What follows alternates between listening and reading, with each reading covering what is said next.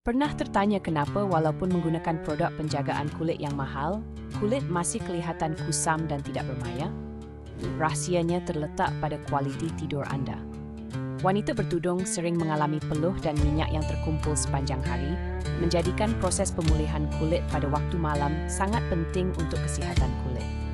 Semasa tidur, tubuh menghasilkan hormon melatonin dan hormon pertumbuhan yang berperanan membaiki sel kulit yang rosak, mengurangkan keradangan serta mengekalkan keseimbangan kelembapan semula jadi kulit. Kekurangan tidur menyebabkan kulit menjadi kering, tona kulit tidak sekata dan jerawat sukar sembuh kerana proses perbaikan kulit ganggu.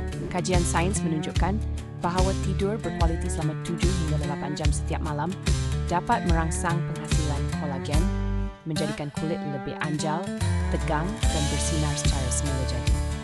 Bagi wanita bertudung, tidur yang cukup juga membantu mengurangkan masalah liang pori tersumbat dan iritasi yang disebabkan oleh peluh yang terkumpul.